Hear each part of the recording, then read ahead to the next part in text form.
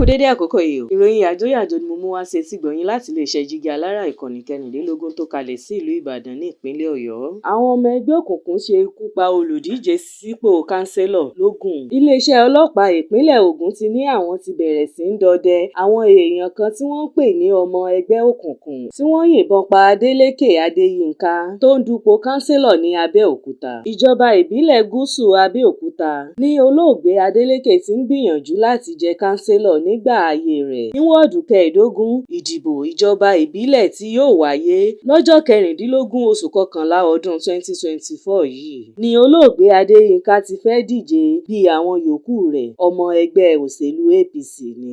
Wọ́n lọ́jọ́ Sátidé ọjọ́ 12 oṣù kẹwàá ọdún 2024 yìí àwọn èèyàn kan tí wọ́n ń pè ní ọmọ ẹgbẹ́ òkùnkùn tàbó pẹ̀lú mọ́tò kan tí kò ní nọ́mbà tí wọ́n gbé wá agbègbè Jídé Jones Òkè Ìléwò Abẹ́òkúta ni wọ́n ti bá Adeleke o. A gbọ́ pé wọ́n da ìbọn bò ó sì rí i pé ó dágbére fáyé lẹ́sẹ̀kẹsẹ̀ ní àárọ̀ Sátidé ni. Nígbà tó ń fìdí ìṣẹ̀lẹ̀ yìí múlẹ̀ SP Ọmọlọ́lá Òdútọ́lá alukoro ọlọ́pàá ní ìpínlẹ̀ Ògùn ṣàlàyé pé kọ̀mándà ọlọ́pàá Ògùn ti bẹ̀rẹ̀ ìṣẹ̀lẹ̀ lórí o. Ó ní àwọn ọmọ ẹgbẹ́ òkùnkùn ló yìnbọn pa Adeleke Adéyínká àwọn sì ti bẹ̀rẹ̀ sí ń dọdẹ wọn láti fi ọwọ́ òfin mú wọn o. Ẹni 40 ọdún gẹ́rẹ́gẹ́ ni olóògbé Adeleke Adéyínká.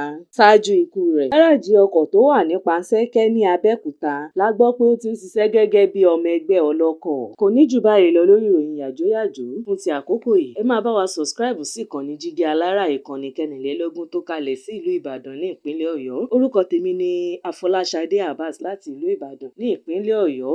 Ẹ ṣé púpọ̀.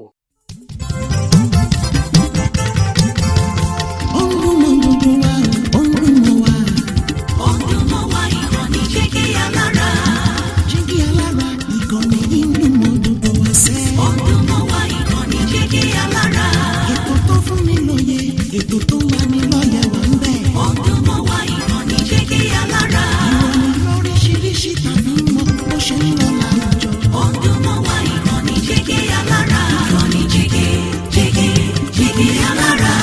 Jígí Alára. Jígí Alára.